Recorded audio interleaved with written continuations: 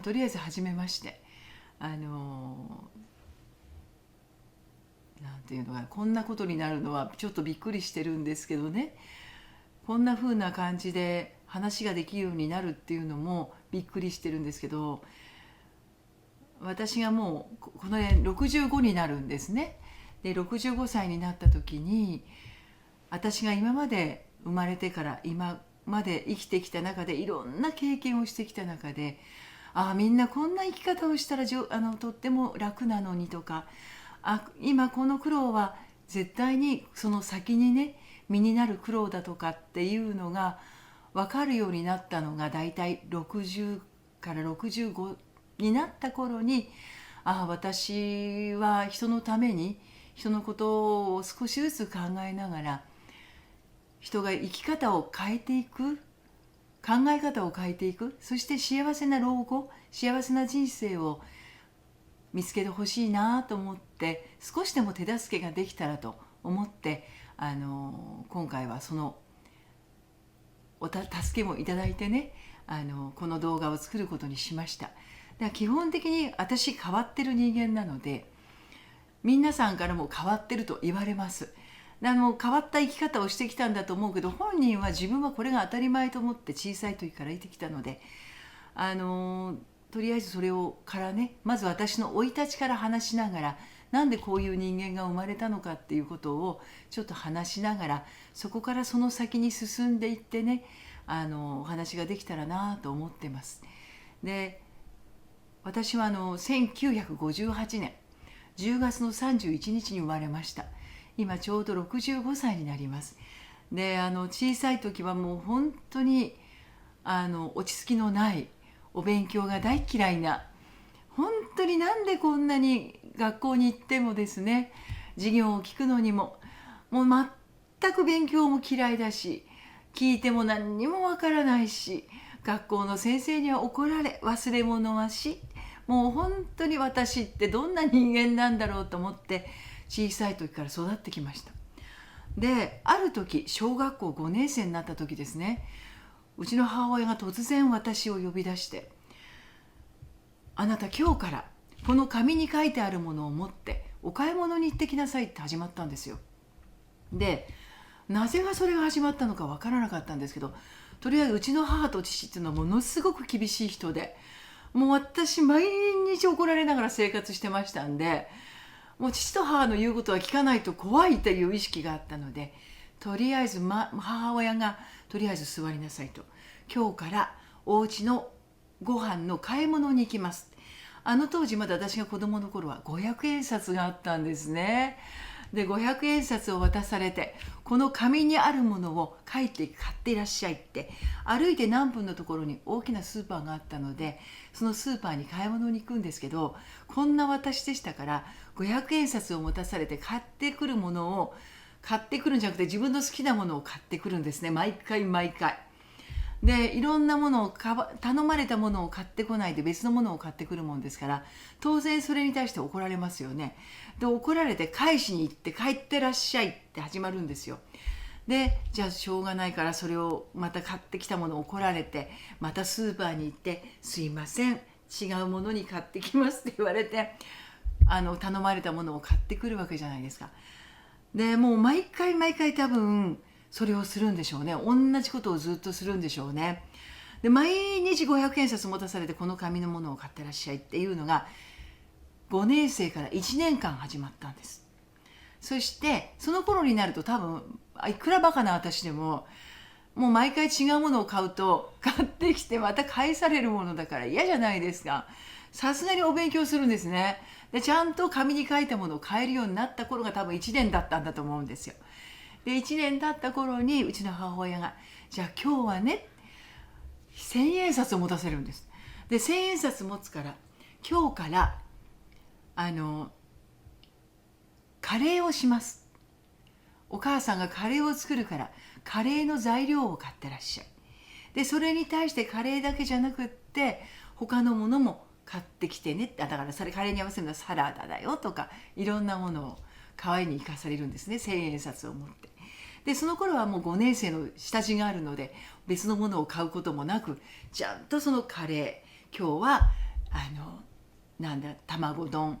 いろんな夕飯の用意の材料を6年生になったら1,000円持たされて買いに行かされたんですね。で今度中学生になりました。何を言われたと思います？中学生になったらあなたは今日から家のご飯を全部作りなさいって言われたんです。でその時今度やっぱり千円札かな、あの当時のことだから、千円札を持って献立から全てのものを考えて夕飯を作りなさいって言われたんです。でそれが中学の1年から中学の3年まで始まりました。じゃないや、高校の3年までだ。6年間で私は毎日家のご飯を作らなきゃいけない。もう遊んで帰ってくると怒られるんですよ。家のご飯はどうするのって怒られるので、ものすごい怖いので、とりあえず毎日もう家に帰ってご飯作らなきゃいけないから、友達と遊ぶよりも早く帰ってご飯の買い物に行かなきゃいけない。そして毎日何を作っていいかわからないので、学校に行くとね、勉強じゃないんですよ。お友達、昨日何食べた？昨日何食べた？って聞くのが私の日課になりました。でテレビでそれがもう最初のもう段階ですよね。中学1年から中学の3年まで、もうとりあえず夕飯の用意をする。遊んで帰って遅くなると怒られる。私たちのご飯はどうするんだと怒られますからね。でものすごい本当に怖かったですから、家に行ってもう本当いろんなことで何か失敗すると怒られるので、常に母親の私に浴びせる言葉が役立たずだったんですね。常に役立たずと言われて育ってきたので、もうとりあえず中学3年高校3年までの6年間は家のご飯を毎日作りました。そして中学受験があるじゃないですか。高校に行かなきゃいけないから。で母親はとりあえず高校だけは行ってほしかったんですよ。おバカだったから。高校だけは行かせたかったから塾にも行かされたんですね。で塾に行くけどやっぱりご飯を作られされたんですよね。だから6年間の間に家のことは全部できるようになりました。ご飯の用意からお片付けまで全てのものが知らないうちにできるようになったんですね。それでもできても役立たずでしたんです、母親にしてみたら。で中学3年の時にもうとりあえずお勉強できなかったけど、母はとりあえず高校には行ってほしかった。高校だけ行ったらよかったと思ったんでしょうね。とりあえずなんとか勉強して高校だけは入れたんですよ。でももう高校なんか大嫌いでしたから、勉強なんか大嫌いでしたからね。高校入った時0点取ったこともありましたからね。数学でびっくりしましたよ。本当に私はバカだったんだって本当に分かりましたけどね。だけど学校のお勉強って何かで、だから本当にいろいろおバカだったから、なんかね、そこでもいろんなことを言われたこともあるし、意地悪されたこともあるし、いろんな経験をしてきたんですね。それがいろんな経験が今の私にとっても身についてるってことを理解するんですよ。だから小さい時から本当にいじめられたりいろいろした時に、なんで私はこんなに嫌われたりみんなにいじめられるんだろうって本気で悩みましたからね。で悩んでどうしたら嫌われないようになるんだろうとか、どうして嫌われるんだろうっていうことも考えました。だからいろんなことを考えたんですね。お勉強ができないことはこんなに嫌がられることなんだって。やっぱり子供の頃ってお勉強ができる優秀な子が優秀な子だったんですね。お勉強ができない子はバカな子だったんですね。だから学校の6年間はお勉強ができないバカな子でずっと育ったんですよ。でも私バカだけどしょうがないじゃないですか。でもバカだからしょうがないけど家のご飯は作り全部ねやったんですよ。何にも考えてないですよ。だから将来のことも何にも考えないで本当に生きてきてたんですよね、高校3年まで。そしたら高校3年の夏休みですよ。友達がね8人ぐらいお友達がいたんですけど、8人のお友達がみんなね将来を決めてたんですね。私は美容師さんになるの、看護師になるの、学校の先生になるのってみんな考えてて、私びっくりしたんですね。本当に考えたことなかったから、っ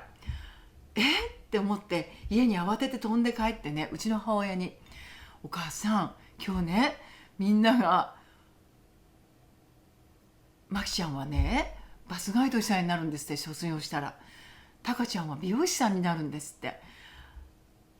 ゆかりはね看護師になるらしいよ、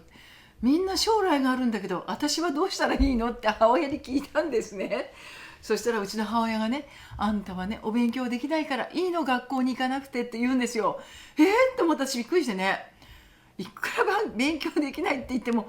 さ短大ぐらいは行かしてくれないかしらってお願いしたんですよ。そしたらね、短大には行かせないって言うんですよ。なんでって言ったらね、短大に出てもねただのお勤め人になるだけだからって言うんですよ。ダメなのかも勤め人と思って、だけどバカだからいろんなことできないじゃないですか。とりあえず勉強して、勉強できなかったけど高校には入れたから、じゃあ勉強したら短大にぐらい入れるのかなと思ったんですよ。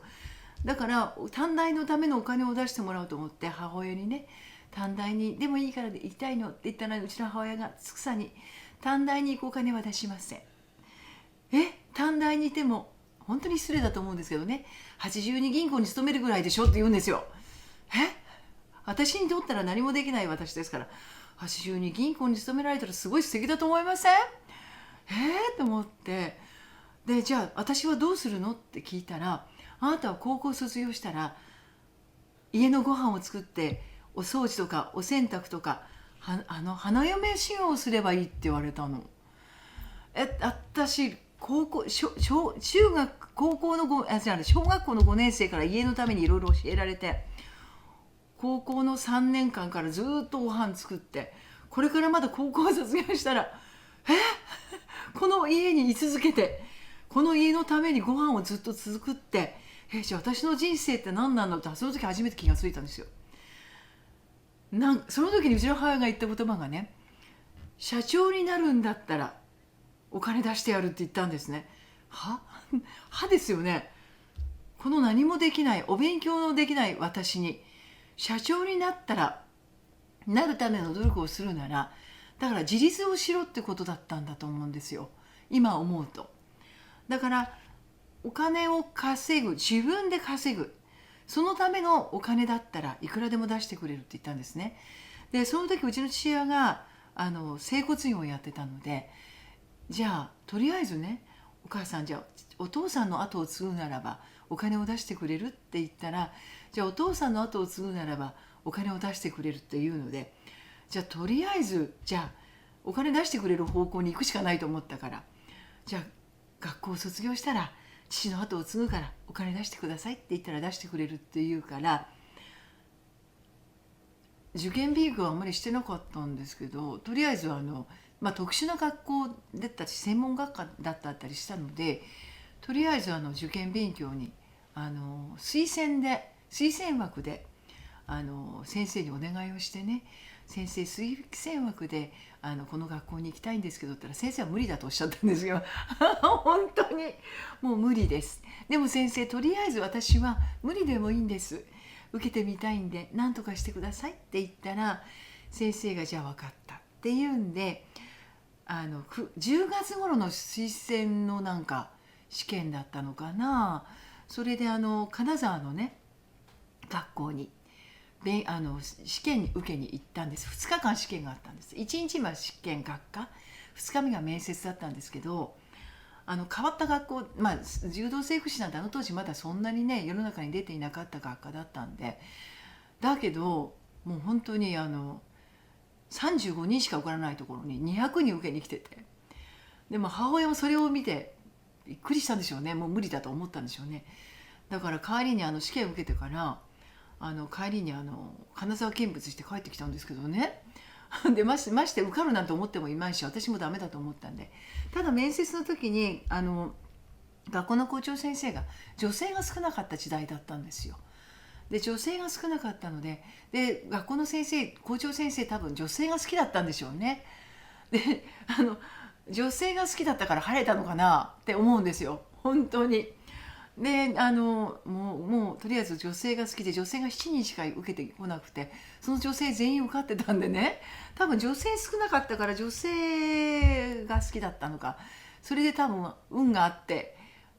入れたんですよね、多分。で私たちはダメだと思って学校に帰ってお友達にね、もう無理無理無理、もう全然無理だって、35人しか受からないところ200人もいるのよ、無理に決まってるじゃないのとか言ってね、私なんか受かるわけないわって言って受験を受けに行った10月末にちょっとお友達と話をするからご飯の用意が遅くなるのでちょっとっていう連絡をしたんです、母に。そしたらこの間受けた学校から合格なんか通知が来てるからって言うから、ああそう、どうせ落ちてるから開けてみていいよって言って開けてもらったら、うちの母が受かってるわよって言うんですよ。って言って、受かったのって言ったら受かったって言うから、じゃあ受かったんだったら行こうって言って、でそこからまた新しい人生が始まるんですけどね。その時に先生、学校の高校の先生に「先生受かりました」って言ったらびっくりされましてね。本当にバカだったんで、人生って不思議って思ったけど、私はもう何でもいいんですよ。家から出れてね、お金出してくれるならばそれでよかったもので、友達にも「ごめん、私なんか知らないけど学校受かったらしいの、だからもう高校卒業したらこの学校行くわ」って言ったら、みんなが唖として、まだその時点で何も決まってないみんなが、こんなバカな私が一番最初に決まったっていうのでね、もうみんなね、あっけに取られて「は?」みたいな感じなことは絶対確かでした。でも私はどうでもいいので、受かったことによって家を出られて自立できるか分かんないけど、とりあえず次の学校に行けて何かができるんだっていうことに感動もじゃないけど、とりあえず家を出たかったんですよ。本当にもう本当にこの家を出ることしか目的がなかった感じだったので、もう叱られることもなく、役に立たずと言われることもなく、私自身が自分の生活ができるっていうのを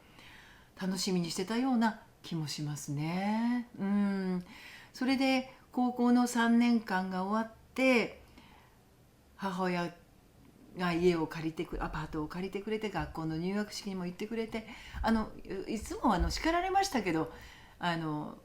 それは意味のあったの叱られる方だったんだと思うんですよ。でそれがね、なぜそれが分かったかというと、結婚して30歳になった時にね、私に母親が言うんですよ。そしたらその意味が分かったんですね。小学校5年生の時に、4年生の末だよね、担任の先生にうちの母は呼ばれたらしいんです。そしたら、あなたのお子さんは普通の学級では勉強ができませんと、だから特殊学級に入れてくださいって言われたらしいんですね、うちの母親が。そしたらうちの母親が先生に向かって、うちの娘は普通です、みんなと変わりありません、ですから小学校5年生から特殊学級にはやりません、このまま学校に通わせると言ったそうなんです。だから本当に変わってたんでしょうね。私自分は自分のことだからわからないんですよ。ただね、じっと椅子に座ってることができなかったんです。だから当時って椅子に座ってない子はおバカな子なんですよ。今だからほらいろんな子がいて、自閉の子だとかね、アスペルガーの子がいたり、そういう子がいっぱいいるから、いろんな部分で理解してくれるじゃないですか。当時って本当にそういう子が少なかったので、私多分アスペルガーだったんで、それもすごい後でわかるんですね。ああ、私アスペルガーだったんだなって。だからじっとしてられないし、もう他に興味があるとそこに行ってしまうので、学校の先生にしてみたら、この子は頭のおかしい子っていう風なレッテル、みんなにしてもこの子は落ち着きのない子っていう風にみんなに思われたんでしょうね。それが分かったのが30歳過ぎたことだったんです。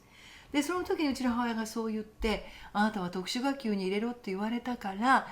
お母さんはそうは思ってなかったから、ものすごいプライドが高い母親だったんで、私がそのアスペルガー、そういうものもないじゃないですか。特殊学級に入れることが嫌だったんでしょうね。でそれで始まった5年生の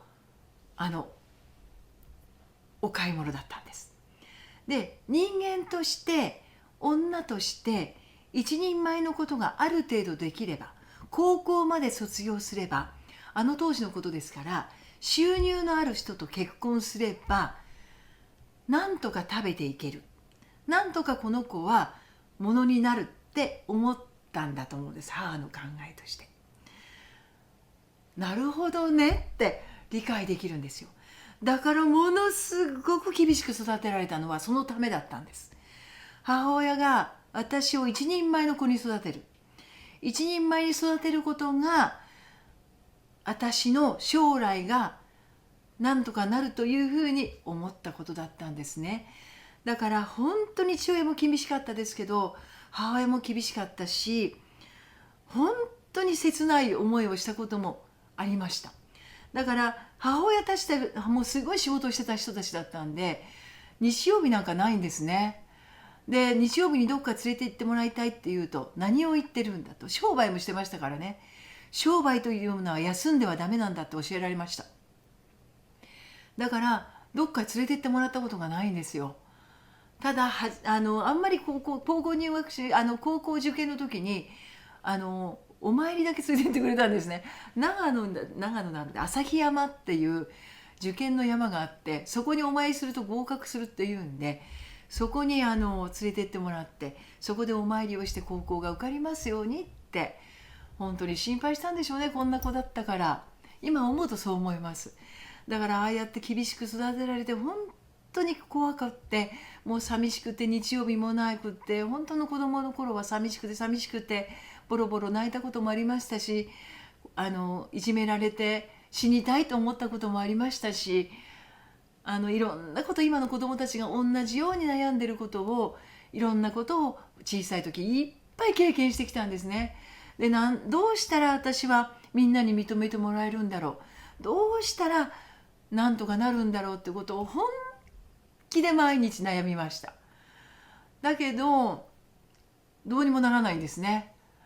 何も進んでいかないんですよ。そんなこと悩んだところでどうにもならないんですよ。もうとりあえず悩むだけ悩んで、泣くだけ泣いて、そして日々過ごしていくしかないんですね。で、なんとか高校卒業してね、学校に行くわけじゃないですか。初めて一人暮らしを始めるんですね。で、初めて一人暮らしした時に、あんなに怒られて、あんなに言われた親子のところを離れるって、やっぱり寂しかったんですね。もう寂しかったから、毎日ボロボロ泣いたことが、友達もできないしね、最初。でもう最初友達もできないし、何もできないし、もう本当にね、なんとかいろんな意味で過ごしてきたんですけど、それがね、本当に私もびっくりしたのは、高校の時から卒業して学校に行くわけじゃないですか。初めてすごいモテたの。だから女性が7人しかいなくて、周りあと20何人男性なわけじゃないですか。上も男の方ばっかりなんじゃないですか。もうとりあえず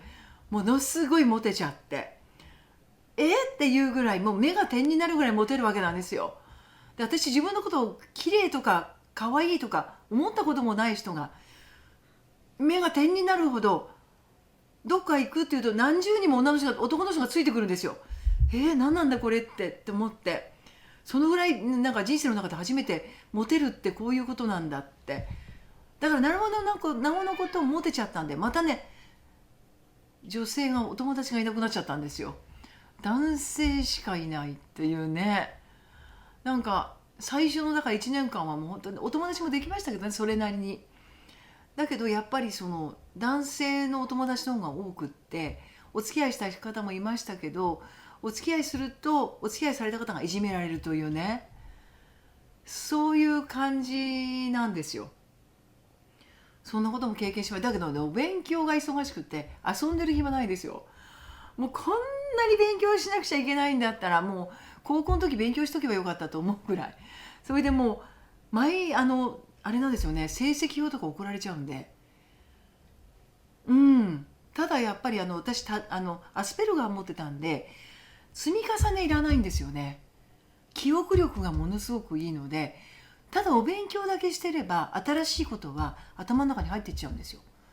で、ものすごい勉強させられるんで、もう2年生になったら、当時まだ2年教育で国家試験だったんで、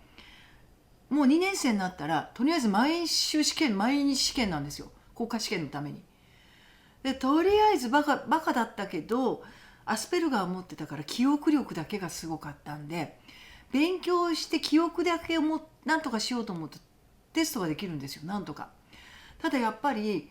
どこを勉強していいか分かんないから、とりあえず全部勉強するんですよ。そしたら頭のいいお友達がね、教えてくれるんですよ。勉強試験のできるとこって決まってるのって、もう本当すごいよね、頭のいい人って。試験のできるとこって決まってるから、ここだけ勉強しないよねって教えてくれるんですよ。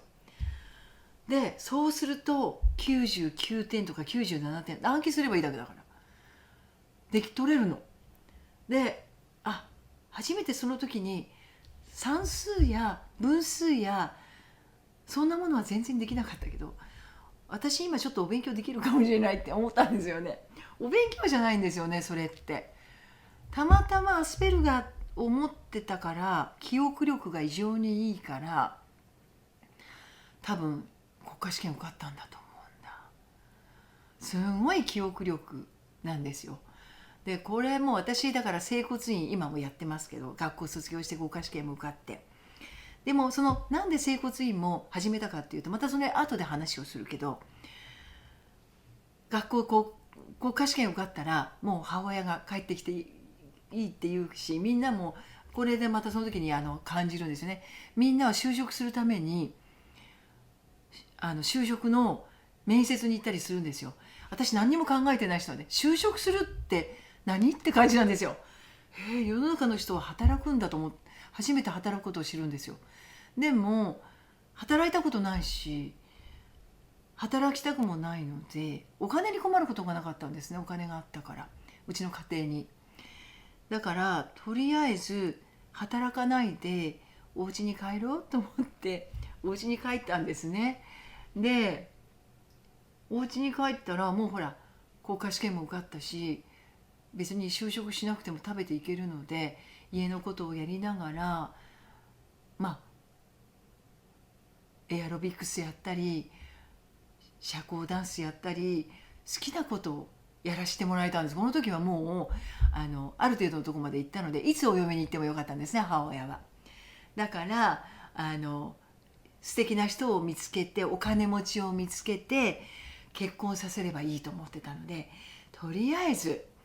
母親の考えって単純でしょ。だからとりあえずお見合いはいっぱいさせられました。でその間ある高校の時じゃないや中学の同級生と同級会に行った時に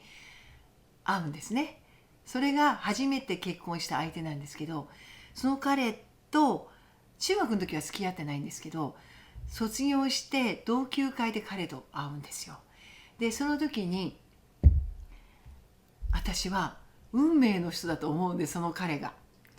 でもう本当に彼が運命の人だから彼と結婚しなきゃいけないと思い始めるんですよ。で結局5年間付き合って結婚するんですけど、もうこの人と絶対に結婚できなければ私の運命は変わると思ったんですね。だからもうこの人と結婚する、他の人とはダメ、この人と結婚する。で初めて彼とキスした時に天使が回ったの。いや本当に嘘だと思うでしょ。本当なの。キスした彼の上に、目の前踏切だったんですけどね、目の前踏切で何の雰囲気もないのに上から天使がキラキラキラキラキラって回って振って降りたんです。でそれこそこれは運命の人。それ5年前なんですよ。結婚する5年前。私はこの人と結婚するためにこの世に生まれてきたんだと思ったんですよ。この話もまた後でしますけどね、その結婚生活たりはすごかったんですよ。もう5年間必死で結婚するための努力をし、もう親に毎日怒られ、もうで結婚する相手のお見合いの相手、 JAL のパイロット、弁護士、お医者さん、もうすごいの見つけてくるんですよ。ですごいの見つけてきて、歯医者さん、いろんなもの見つけてきて全部断るんですよ。そうすると全部断るもので、お前は何を考えてるんだって、朝の6時に起こされて父親に座らされて説教が始まるんですね。毎日コンコンコンコンと。でも私はもうその5年付き合った彼とどうやっても結婚したいんですよ。彼たかが普通のね普通の人なんでね、もうとてもじゃないけど比べ物にならないですよ。でも母親も父親も毎日怒るもんですから、とりあえずお見合いするんですけど、私は彼と結婚したいわけ。何もない彼と結婚したいわけ。もう別にいいの、別にそんなお金持ちじゃなくてもいいの、パイロットでもなくてもいいの、何にもなくてもいいの、何にもない彼と結婚したいんですよ。それでとりあえずなんとか親を説得して結婚するんですよ。で何度か親を解きほぐして結婚して、あんなに頑張ったのにね、結婚したのにね、3ヶ月のこの結婚は失敗だったと思うの。でもさすがに3ヶ月で結婚、もう家も建てたんです。実を言うと家のローンもあるし、3ヶ月で結婚失敗だったと思っても離婚するわけにいかないじゃないですか。だから私はそれから結婚して18年、子供もその間に2人生まれるんですけどね、頑張りましたよ。でその時に今の私の仕事が役に立つんです。私今までお金に困ったことがなかった人だったんで、彼と結婚して初めてお金に困るって知るんですね。でこれは私が働かなかったら路頭に迷うと思うんですよ。で結婚して10月12月の12月の18日に開業したので、整骨院をね。で結婚したのがその年の4月の15日だったんで、3ヶ月でもうダメだと思ったでしょ。無理、お金に困る、初めて働かなきゃならないと思って、で毎日家の実家へ向かう時に毎日通る整骨院があったんですよ。そこすごく混んでるんです。ですごい混んでる整骨院があって、それを見ながら通って、やだ私だってできるわと思ったの。本当私だってこのぐらい患者が来るわ、じゃあ私も整骨院やろうって始めてね。で家に飛んでてね、母親に「お母さん私整骨院入り始めるわ」って言ったら、うちの母親が「えっ?」て言って、いやいや整骨院始まったらうちのね主人がお金がないから生活に困るって言えないわけじゃないですか。反対して結婚したんだからね。だから私整骨院始めるのって言って、うちの母親もうちではすごいお金持ちだったので、1階の整骨院が全部ね、うちの母の趣味の部屋だったんですね。武道場が作ってあって、でそこをちょっと一部貸してくれないかしらって言って、とりあえず父も説得して、ちょっと整骨院始めることにしたから家を改造してもいいって言って、もう資本金も全部親に出してもらってね、その時も甘えてるでしょ。でもとりあえず出してもらって開業したの。で開業した時に仕事知らないわけですよ。オープンさせることも知らないわけ。もうとりあえず開業したの。最初に来た患者さんたった3人でね、3人なんだって言ったら、ある患者さんがね「先生広告を出せよ」って言われたんですよ。広告出せばいいのって言ったら、それは先生開業したこと知らないんだから広告出した方がいいって言われて、それでね、もう本当でね、広告出した方がいいって言われたから広告出すって、当時1回しか広告出せなかったから1回広告出したんですよ。そしたらね、広告出したらそれなりにやっぱり患者さん来るようになって、だけどそれまで遊んでたようなことやってる私でしょ。開業したってなんだかよく分かんないんですよ、本当に。でね、当時まだ整骨院今みたいにいっぱいないから、もうとりあえず電気治療、うちの父のちょうどとりあえずお勉強には行ってインターンはしてたけど、そんなねもう9時頃行ってお昼届けたら帰るわみたいな、そんな仕事で自分で仕事するなんて思ってなかったからね。で初めて開業して患者を見るようになって、そこでまた考えるの。どうやったら患者が治るんだろうって思うんですよね。本当にその時も1年も2年も、でもその時患者さんそれなりに来てくれるんですよ。だけど治らないんですよ患者さん。でものすごい変形した人とか腰痛症の人とかって来るわけじゃないですか。で当時はまだ温めてたんですよね、実を言うと。父がそうだったから。だから父の仕事を学んだ、父の仕事を身につけながら父の仕事をしてたから、温めた治療をしてたけど全然治らないんですよ。で当時整形外科の先生がレントゲン取ってお薬とか出してたじゃないですか。あれが羨ましくてね、いいな整形の先生はね、温めてじゃないわ、レントゲン取って痛み止め出せば患者さん行くんだと思ってましたからね、注射して。私はそれができない立場の人間だったんで、いかにそれを使わないで患者を治すことができるかっていうことをまたそこで考えるんですよ。で今があるの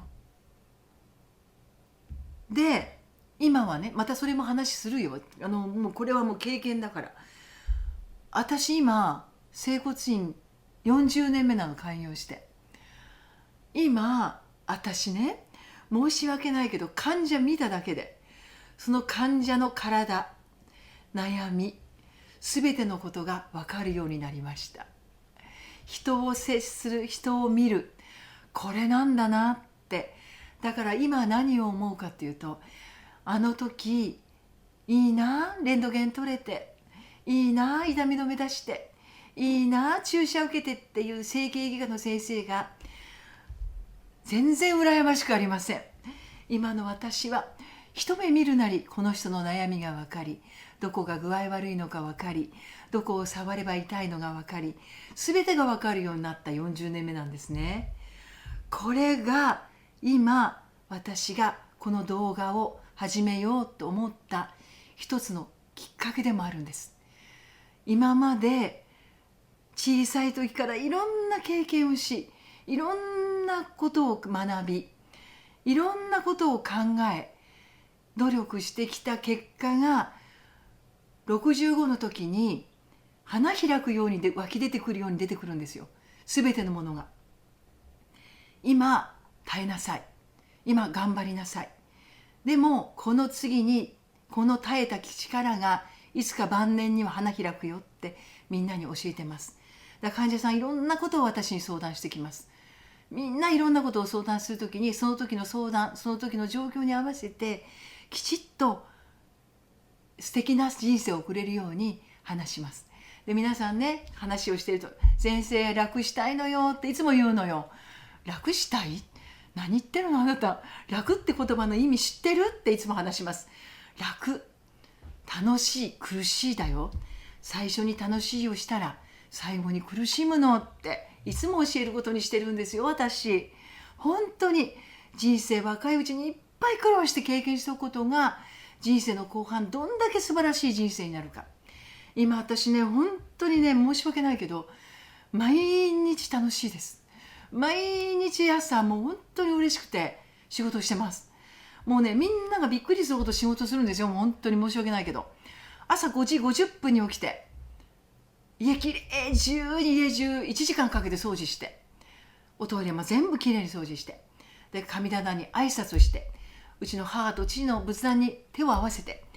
で家にいる神様いろいろいるんですよね。家ここすごいいろいろいっぱい住んでる人なので、行ってきますって言ってね、家を出るのをもう十何年続けています。でまたその話もね、これからいろんな話をここでしていこうと思っています。いろんな経験してました。もうここ65になるまでにもう殺されたことも何度もあります。その殺されたことも話をします。だからね、もう本当にね、この人何って思うかもしれないけど、私の話を聞いたら人生経験変わりますよ、本当に。でこの先私の人生経験を聞きながら、何か悩み事があって相談したかったらいくらでも相談受けます。そして65過ぎた時にいい刈り取りができるように、人生経験がよかったあの時にそういうふうにして人生悩み事を変えてよかった、今の苦しみが明るい苦しみが乗り越えられてね、本当にいい人生でよかったって思うまで頑張り続けてくれたらいいなと本気で思ってますよ。私ね、本当に嘘じゃなくね、つい最近もね、私ここで結婚するんですけど、この年で結婚するの、実を言うと。で結婚する彼にね、私こんなに幸せでいいのかしらって言うんですよ。そうすると彼はもう本当変わった方、彼も変わった方なんで、自分がと結婚することが幸せだと思ってるんですよね、きっと。いやそうじゃなくって、65で結婚するってこと自体もちょっとびっくりするんですけど、なんで結婚するのかちょっと私も本当はね、結婚しなくてもよかったの。なんで結婚しなくてもよかったかっていうと、もう別に結婚しなくても幸せだから。だけどなんか彼の持ってるものがすごくよくって、私を育ててくれるものを持っているんですよ。私だから結婚ってものに依存心はないので、自分は自立してるし経済的にも自立してるから、何も求めるものがないんですよ。自分を癒してくれて、自分にパワーを与えてくれる人が好きなんですよ。だからどっちかというと、私のパワーを持っていく人もたまにいるので、パワーを持ってかれたくないので、自分にパワーを与えてくれる人間がそばにいることによってパワーを与えてくれるので、私がすくすくと育つんですね。で、私の持ってるものって丸金なんで、金尽くしなんです。体もう金しか持ってないんですよ。もうだからある意味俗に言うオーラしかないっていうの。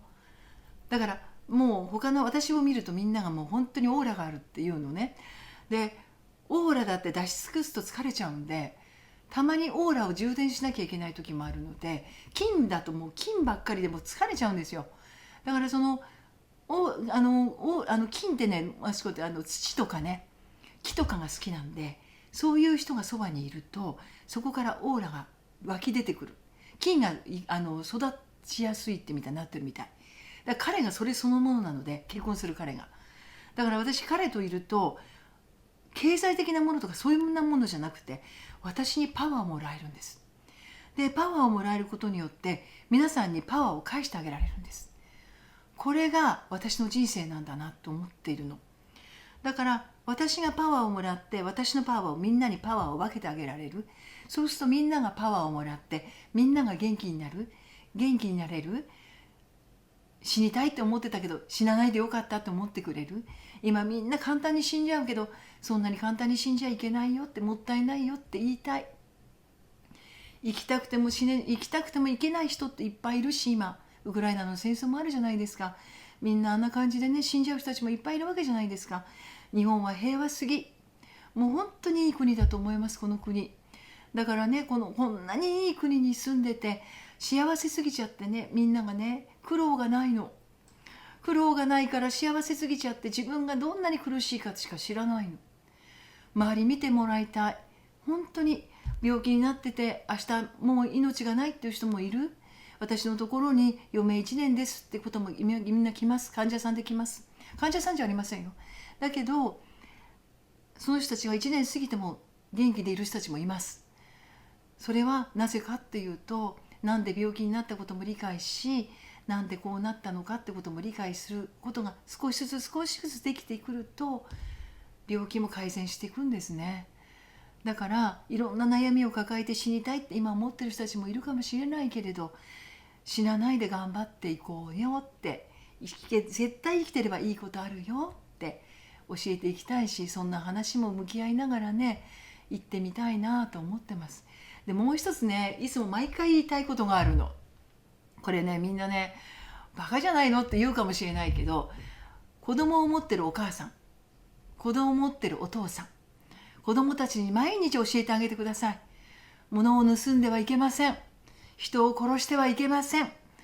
火事をしては、引き付けをしてはいけません。この3つ大事なんですよね、実を言うと。今の子供たちにお父さんとお母さんがこれを教えて育てた子供たちはいますかって聞きたい。当たり前すぎて何も教えてあげないんです。当たり前じゃないんですよ。今世の中見てもわかるでしょ。物は盗む、人を殺す、火をつける、こういう子たち結構いっぱいいますよね。意地悪する子もいっぱいいますよね。悲しむ子もいますよね。意地悪してそれをね、悩んで死ぬ子もいますよね。それ教えてこないからですよ。自分の言った言葉でその子が気がついて死ぬってことは、あなたが殺してることと一緒なの。人を殺しちゃいけないってことはそういうことなの。これを小さい時から本当に毎日教えてあげることによって、あなたたちの子供が人をいじめることもなく、感謝することも覚えてね、大事な人生を送ることができる、最後まで生きることができるってことを信じてます。だから今子供たちのいるお母さんやお父さんが自分の子供たちに元気で本当に楽しく生きてほしかったら、これを毎日教えてあげてほしい。いじめ者になってほしい、いじめるような子になってほしくない。で、いじめられる子はね、私いじめられて初めて分かるのはね、自分が飛び抜けてるからだと思うの。分かる？いじめられるっていうのは飛び抜けてるからいじめられるの。何か特殊なものが持ってるからその子にとっては嫌なものなの。だからいじめられるっていうことは、自分がすごいものを持ってると思ってほしい。そのすごいものがいつ花開くかわからない。私のように突然ポンポンポンって花開くかわからない、そういうことって人生には絶対にあるからねって思う。それをねずっと続けて話していきたいなと思う。だから私は本当にいろんなことを経験していろんなことを思って今もあるし、40年間いろんなことを考えていろんな人も見てきたし、今私のところに来る患者さんたちがね、先生に本当に勇気をもらえる、先生のところに来て本当によかったって言ってくれる人がいっぱいいます。ありがたいなと思う。だからそういう人たちを一日でもね、一人でも二人でも多くしていけたらなと思ってるので、この続きをねまた聞いてほしい人は聞いて、また私に悩みが聞いてほしかったらいくらでも聞いてあげるから、いい人生を送ってね、65過ぎた時に60になった時に、60から65かな、自分の刈り取りの時期が来るので、いい種をまいて605060あ60 70 80になった時にいい種の刈り取りが始まるようにねしてほしいなと思うよ。だから20代30代40代50代60代50年間は種まきですからね。この種まきをどういうふうにまくかで、60代70代80代がいい種がいいように育てばいいものが刈り取れる。だけどみんなをいじめたり、みんなに暴力を振るったり、みんなに悲しい思いをさせている人たちは、その種が自分の人生の後半に全部来ます。これは本当に事実です。私長い間これ見ててなるほどなって思うことはいっぱいありましたから。だから自分の人生を悔いのないようにいい種をまき続ける。たまにもう悪い種まいちゃったから先生もうダメかしらって、そんなことないよ。今日からだっていい種まけばいいじゃないね、まき始めればいいじゃない。悪い種はもしかしたら若い頃の種だったら未熟な種だからどっか行っちゃうかもしれないじゃないね。だからこれから先ね、いい種をまく一日であってほしい。でこれからいい種をまくための努力もしてほしい。その先も楽したいって思わない、楽したいって思わないで苦労していろいろ考えてほしい。いろんなことを悩んでいろんなことを考えていろんなことを努力する。これ大事だよねって思っているので、またね私のこれからの人生もまたね、さっき言ったようなこと、いろんなこと、その中でいろんなことあったので、結婚の18年間の修羅場もものすごくあるからね。18年間嫁姑もういろんなことあった。子供たちのこともあったしね。今の子供たちも、私の子供たちも2人とも成長してね、2人ともアメリカにいます。でね、あの子たちも本当に壮絶な育て方を私はしたので、でもね今の子供たちが何を言うかというと、お母さんの子供であってよかったって言ってくれます。でうちの息子に対しては本当に一番苦手なものを一番やらせたので、今一番苦手なもので成功しているのにちょっと感謝してるなって思います。私は子供好きじゃなかったので子育て上手じゃありません。だけど自分の母親が教えた通りに教えたような気がします。だから子供たちは大成しましたね。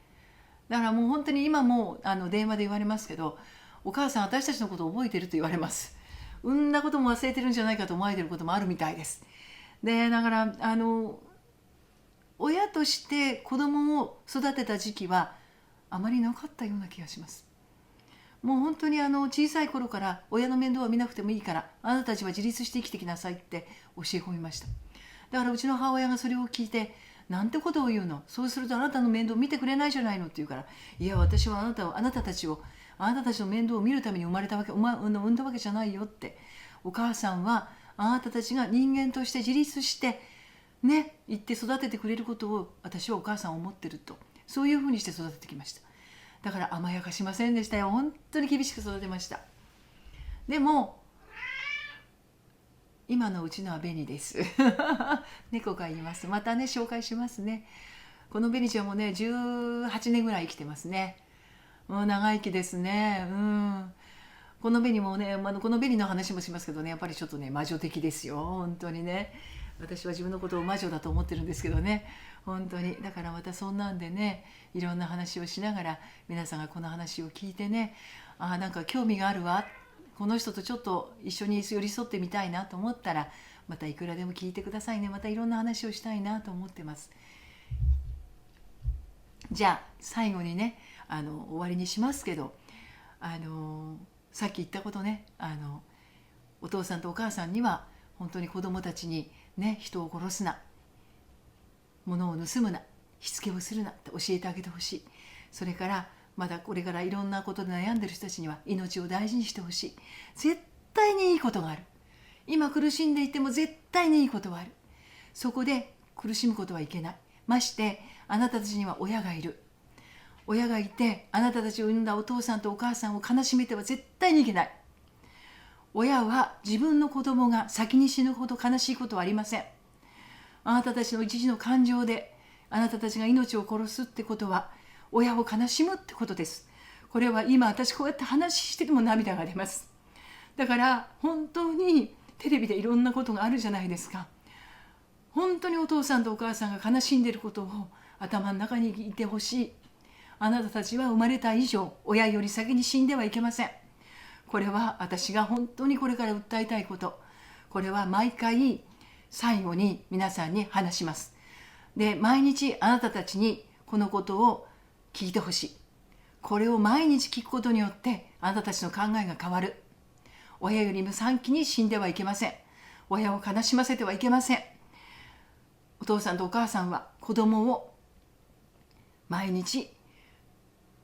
ね、物を盗むな、人を殺すな、しつけをするなって教えてあげてください。これね、毎日言うことによってあなたたちの子供たち変わりますよ。マジで変わりますよ。人をいじめたりしなくなりますよ。これ大事ですよ。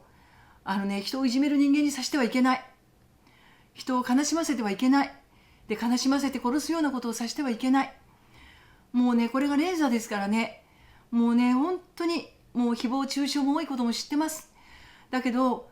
これね、誹謗中傷する前にもやっぱり考えようよ。俺をやることによってみんな悲しむよってことも考えてほしい。ね、悲しんでもしこの子が死んだらどうする？これ人を殺したことになるんだよって。言葉で人も殺すんだよってことも考えてほしい。人を殺すっていうのはね、何もね、ナイフで拳銃で殺すことじゃないんだよ。言葉でも本当に悲しむんだよってことを私は考えてほしいと思う。これはね、本当に毎回私のこれを聞いた人にはね、毎日これを話しますから。その他に私のいろんなことを話してね、私の人生の在り方をね、学んで、ああ、こういう人も世の中にいるんだなと思ってほしいよ。ね。じゃあまた会いましょうみたいな。さようなら。また会いましょうね。